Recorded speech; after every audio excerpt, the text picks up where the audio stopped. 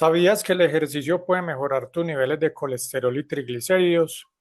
Hoy vamos a hablar de un tema que afecta a millones de personas, la dislipidemia. Soy Mauricio Duque, especialista en medicina del deporte y la actividad física, y en este video te voy a explicar cómo el ejercicio puede ayudarte a prevenir y manejar la dislipidemia y qué tipo de ejercicio es más efectivo. La dislipidemia se define como una alteración en los niveles de lípidos en la sangre. ¿Qué son los lípidos? Los lípidos son un tipo de grasa que cumple unas funciones vitales para el cuerpo, como por ejemplo ser reserva de energía, ayudar en la producción de hormonas y contribuir con el mantenimiento de la temperatura corporal. Pero cuando se elevan por encima de niveles normales, ya se convierten en un riesgo para la salud. Nosotros clasificamos el colesterol o los lípidos básicamente en dos grupos. Un grupo que es el colesterol malo, donde tenemos al colesterol total, el colesterol LDL, que es el más peligroso, el que tiende a acumularse en las arterias, es decir, es el más aterogénico, y los triglicéridos que se aumentan cuando hay una dieta rica en azúcares y con exceso de alcohol. Y la otra categoría es el colesterol bueno. Aquí tenemos al colesterol HDL, que nos va a ayudar a eliminar el exceso de grasa, es decir, lo lleva al hígado donde puede ser metabolizado y eliminado. Por eso en este tipo de colesterol lo ideal es tenerlo un poco más elevado, ya que es un colesterol protector. ¿Por qué presentar colesterol elevado o dislipidemia es un problema?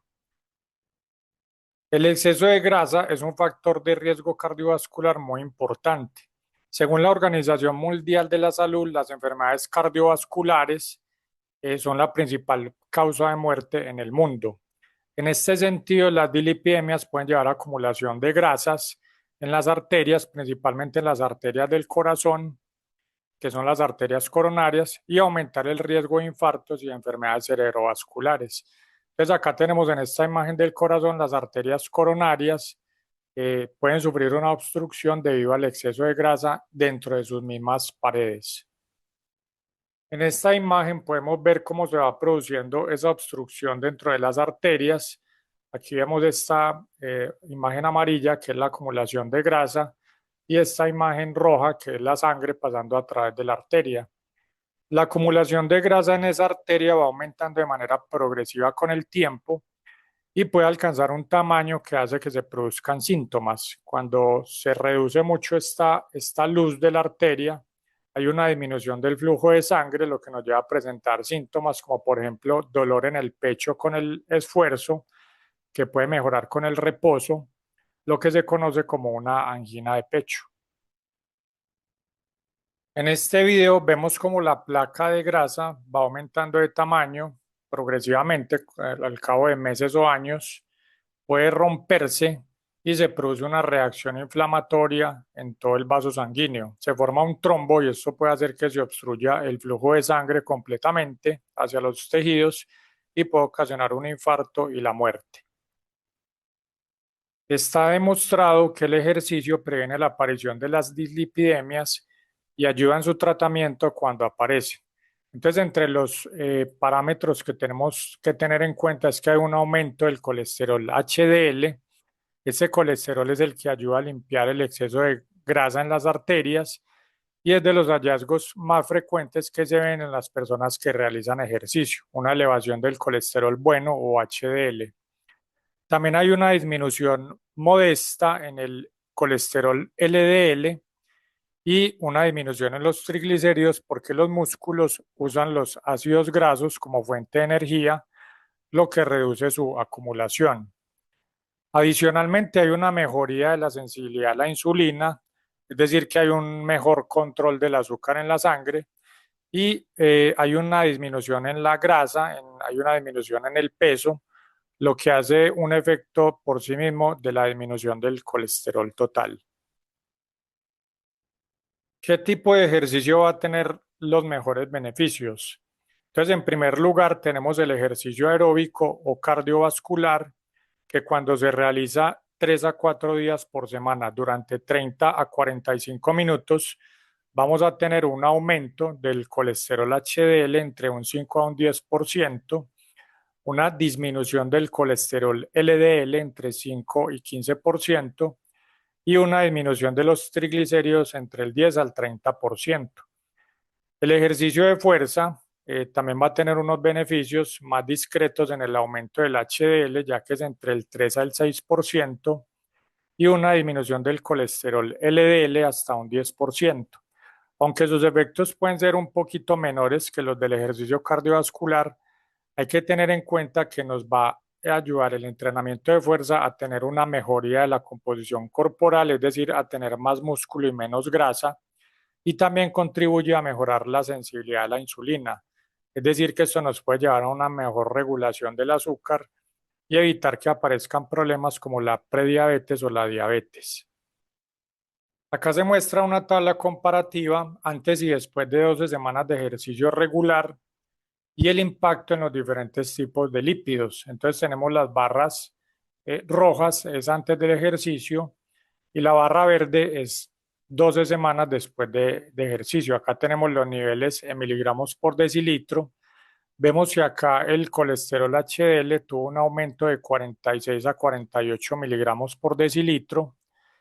El colesterol LDL tuvo una disminución de 140 a 120 miligramos por decilitro y los triglicéridos disminuyeron desde 190 hasta 140 miligramos por decilitro aproximadamente. Es decir, que con 12 semanas de ejercicio tenemos ya unos efectos benéficos en el perfil lipídico general. También tenemos otra opción que es el ejercicio combinado, es decir, mezclar ejercicio cardiovascular con entrenamiento de fuerza. Esta es una mejor alternativa ya que mejora los lípidos de forma más eficiente que cada tipo de ejercicio por separado y va a tener unos efectos más duraderos y amplios sobre la salud metabólica. Entonces, este es realmente el tipo de ejercicio que se prefiere para tener un impacto mayor sobre los lípidos. De igual manera, tenemos un efecto beneficioso de la pérdida de peso con el ejercicio. Reducir entre un 5 a 10% del peso corporal total mejora significativamente el perfil lipídico. También la disminución de la grasa visceral está relacionada directamente con la reducción de la LDL y los triglicéridos. La grasa visceral es la que se acumula en esta zona de los órganos abdominales. Aquí tenemos todo lo que está en amarillo, es la grasa, hay grasa subcutánea y grasa visceral. Esta grasa visceral es la que está más relacionada con la obstrucción de las arterias coronarias, es decir, que es más aterogénica. Y lograr reducir esta grasa pues, nos va a disminuir ese riesgo cardiovascular y el riesgo de tener infartos y otros problemas de salud. Hay otras medidas para tratar la dislipidemia. Siempre se debe iniciar con cambios en el estilo de vida, pues el ejercicio es uno de estos cambios que debemos hacer y otras modificaciones es la alimentación, incluso antes de empezar con los medicamentos. En muchas ocasiones, solamente con cambios en el estilo de vida, pues vamos a obtener una mejoría de los niveles de colesterol y no va a ser necesario tomar medicamentos. Entonces, en cuanto a la alimentación, se recomienda disminuir el consumo de grasas no saludables, principalmente las grasas saturadas, que son las que provienen de las carnes procesadas, como las que están en las hamburguesas, el tocino, el jamón y las salchichas, porque esto va a hacer que se aumente el colesterol LDL. También hay otro tipo de grasas nocivas que son las grasas trans que están en los alimentos fritos, en productos horneados y en alimentos de paquete. Y son las que se asocian con mayor riesgo de infarto, de resistencia a la insulina y de diabetes. También se recomienda aumentar el consumo de grasas saludables. Entonces vemos acá las grasas que son monoinsaturadas o poliinsaturadas, como el aceite de oliva, las nueces, el aguacate y el pescado, que es rico en ácidos grasos omega 3, que son ácidos grasos saludables. Quiero hablar también sobre un mito y es el relacionado con el consumo del huevo. Se ha pensado que el huevo es malo por su alto contenido de colesterol. Sin embargo, debemos tener en cuenta que el huevo es una excelente fuente de proteína de alta calidad, ya que tiene todos los aminoácidos esenciales, tiene alta biodisponibilidad, es decir, que el cuerpo la digiere y utiliza muy fácilmente, y tiene un alto valor biológico. Entonces es un alimento indispensable y de alta calidad nutricional. También hay que tener en cuenta que el colesterol del huevo no eleva tanto el colesterol en sangre, porque el cuerpo va regulando la producción. Si se consume más colesterol, el hígado produce menos, entonces de esta manera se regula el nivel de colesterol sanguíneo. Hay muchos estudios que han demostrado que no se asocia a mayor riesgo cardiovascular. Obviamente, consumirlo dentro de lo que es razonable, pero se ha demostrado que hasta 1 a 2 huevos por día pues no aumentan el riesgo cardiovascular de manera significativa. Entonces el huevo no es malo para la mayoría de las personas sanas.